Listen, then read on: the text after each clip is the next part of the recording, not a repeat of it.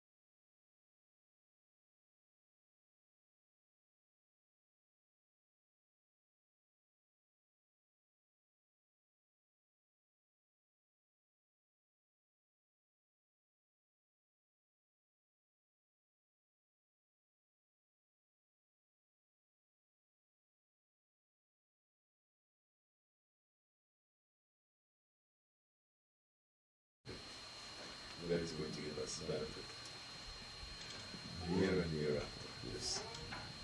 Tariqat is based on association. The sohbat, the association, will make the murids, the seekers, the believers, to be able to understand, to think, and to understand, and to apply.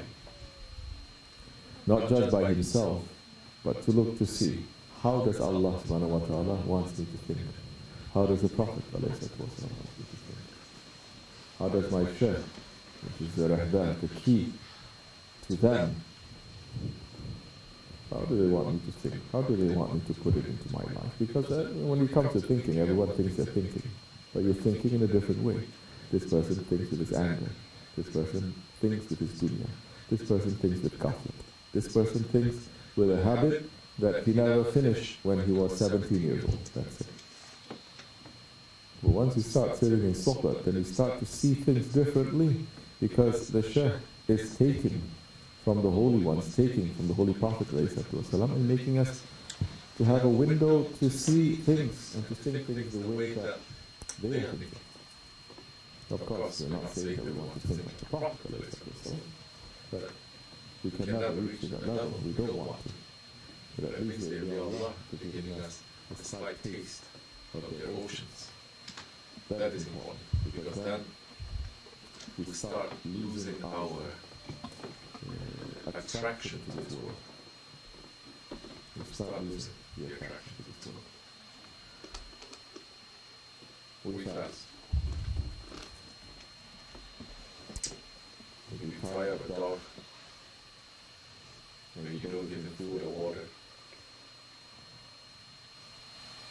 We may say he's fasting too, but it is not the same. The young man fast is different. The old man, who is finished with his attraction to the dunya, he fasts, is different. The fast of the righteous people, they are different. And the fast of the awliya Allah, they are different. The fast of the prophets, they are different. So now, how do you want to fast? It depends on which Jamaat you belong to. If you belong to the Jamaat of people who are running after the ego, then you fast from the people of dunya, people of ego. How do they fast? They fast just like animals. No food, no drink, no other activities, they consider that to be fasting. But everything that is outside that we do, that is the external form of Islam, it is just a sign for the inside. So fasting, you stay away from animal activities, meaning that Allah subhanahu wa ta'ala is reminding us that we are not animals. We have those animal activities just to keep us busy, occupied, because we're living in this asfala safilin. But if we want to return to Him, the animal characteristics cannot return to Him. It is the spirit that must return to Him. In reality also, fasting is not torturing yourself. Fasting, it is making your physical characteristics to become even more strong, more healthy, more powerful. It doesn't make you weak. Although it looks as if externally, again, you don't eat and you don't drink for a certain amount, and you're just weak, but in reality, internally, physically, your body is becoming more strong than ever. It took, of course, Western technology and science 1,300 years to figure this out. Now it become a trend. Everyone's fasting. What do they call it? Intermittent fasting? Intermittent fasting. Or this fasting, or that fasting. Some they say we fast. Even water we don't even drink. Whereas when we grew up for 4,000 years, they say, you're fasting? You don't even carry and drink water? It's so shocking to them. But they forgot also, because Christians for over 1,000 years, they also fasted. Both the Orthodox and the Catholic, they fast so much also. But they leave their tradition. So once they forgot their tradition, they're wondering why you're still stuck with your tradition. What are you doing with your tradition? What are you doing with your tradition?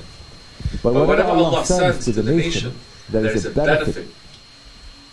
And the benefit of the fasting, now they have yet, maybe if Allah gives them time, it's going to take them another 1,000 years to figure out the spiritual benefit of fasting. Now they just figure out the physical benefit of fasting. So animal characteristics, you leave. Your physical body becomes more strong with fasting. It means with fasting, your spiritual body must become more strong. What makes then your spirituality, what makes it to become weak? What makes it to become weak? We know the body becomes weak through what? Not because you don't eat or drink, it becomes weak when you drink too much and you eat too much. When you eat and drink any time that you want to eat or drink, not the way that the body that is designed by Allah subhanahu wa ta'ala is saying, this time you eat, this time you don't eat. So now, the spirit now, it becomes weak. How it becomes weak?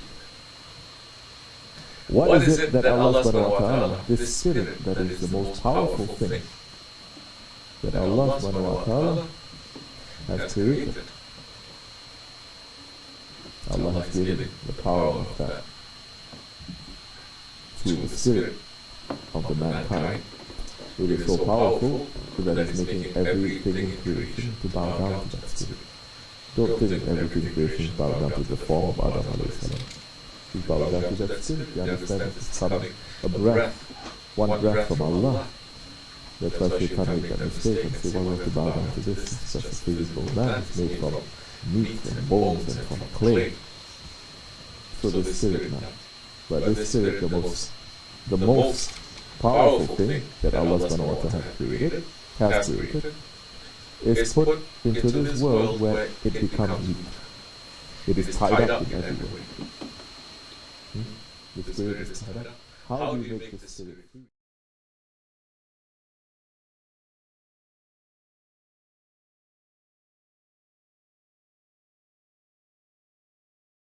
So now we come to fasting. What makes you to become more animal and what makes you to become more spiritual? What are the characteristics of an animal?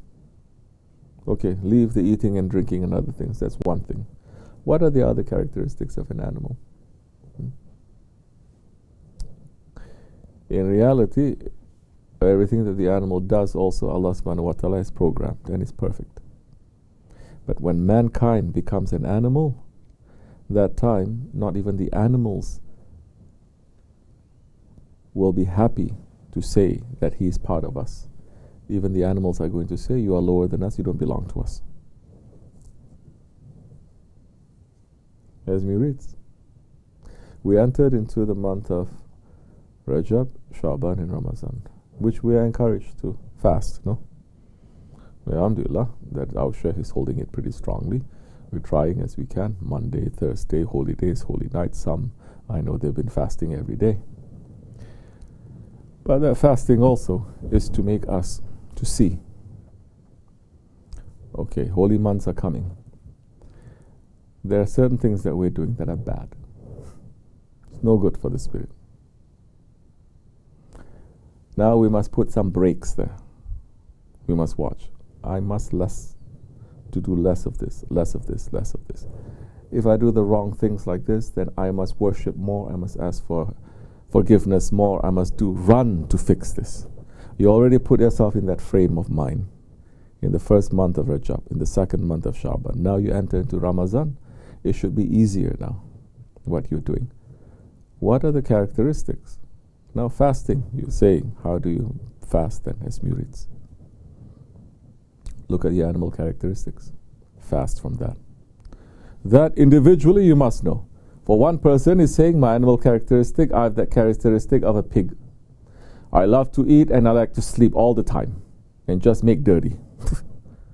Then holy months coming, you say, I have to have less of that. Because with the holy months comes the rahmat and the barakat and the support, and you find it much easier now to fast. Not just Ramadan, but in the month of Rajab. Much easier to fast, much easier to do amals, much easier to do ibadat, much easier to do things because the holy days and nights, they're falling into these 3 months. And there are certain things that Allah subhanahu wa ta'ala has made forbidden in this month, and not only in this world, but in thousands of worlds that Allah subhanahu wa ta'ala has. He has made forbidden so many things. One of them is fighting. Don't fight. Don't fight, no? So pull yourself back. Now as murids, what are your animal characteristics? You look to that, you're starting to slow down. When it comes to Ramadan time now, you are going to turn that dial up to things that you can do.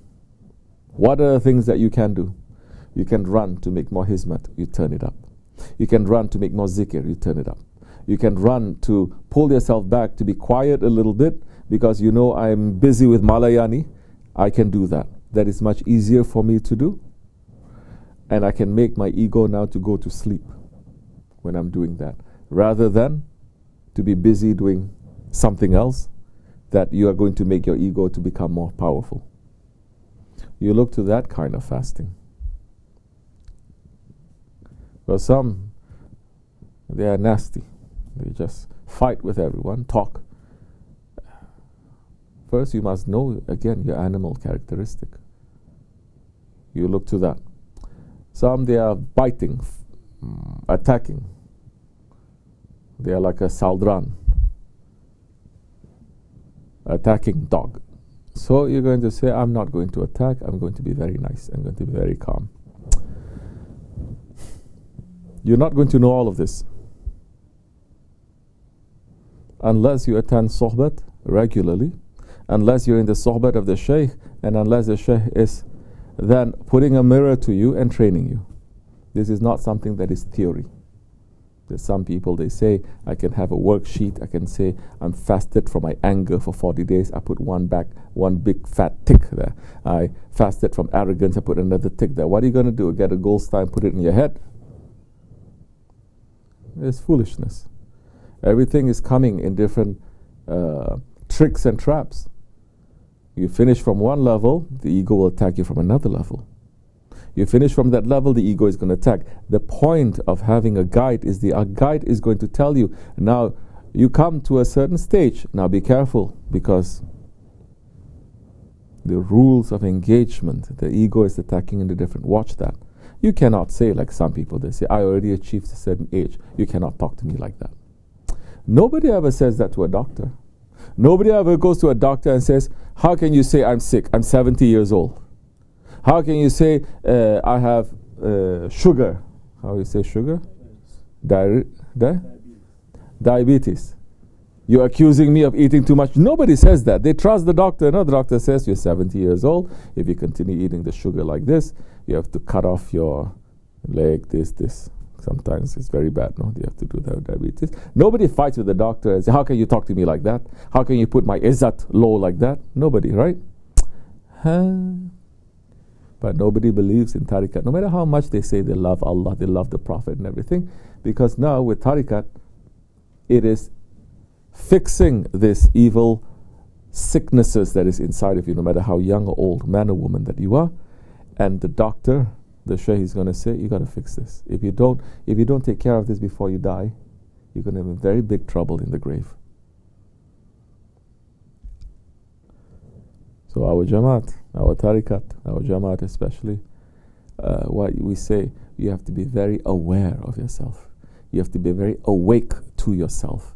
You have to be very sincere to yourself to know, I'm like this. Why am I like this? I'm like that. Why am I like that? I'm seeing myself like this. Others are seeing myself like this. And you're looking at yourself in the mirror and you really look. Somebody is saying something and you look, you examine. Then there's a time when it comes to Ramadan time, when you're fasting, in some ways it's very easy.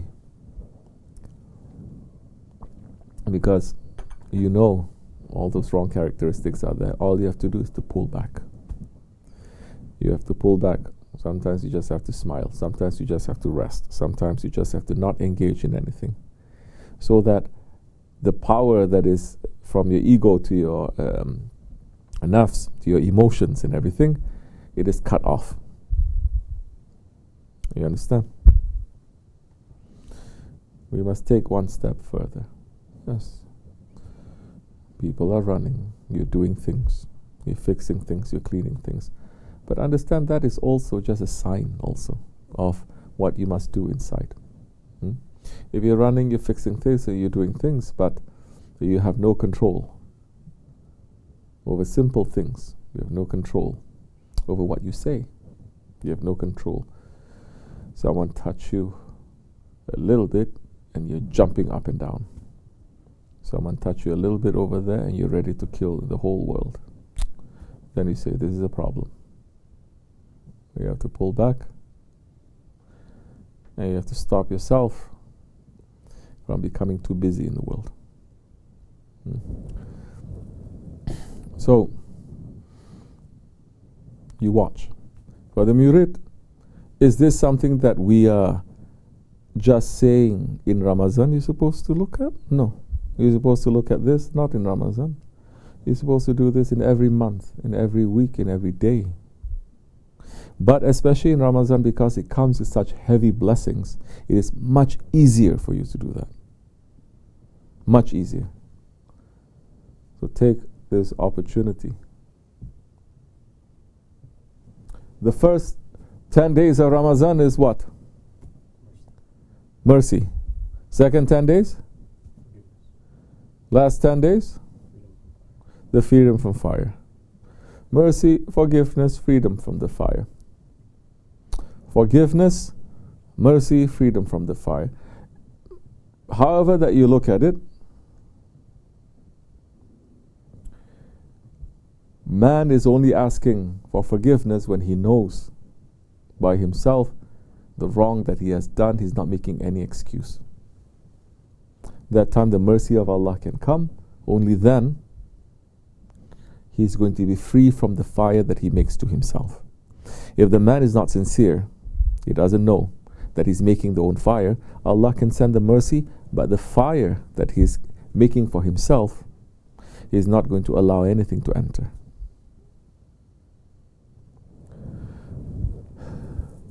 Mercy of Allah subhanahu wa ta'ala.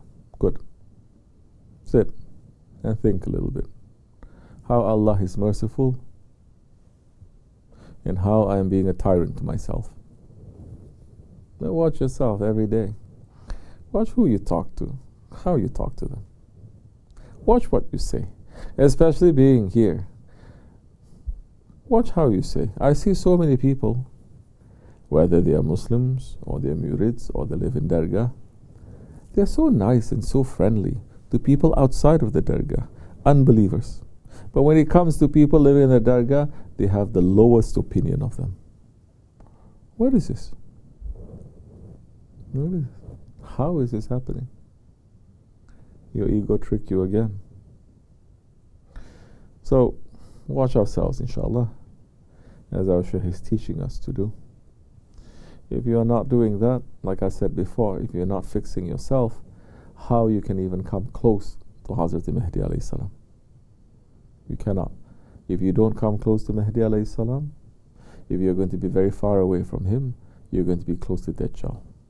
And Dajjal will give you whatever you desire. Whatever you want, whatever you desire, Dajjal is bringing to you. Mahdi alayhi salam is bringing the Shariatullah. Meaning what? He is bringing the Shariat to the people who can carry the Shariat and who can bring the Shariat to others.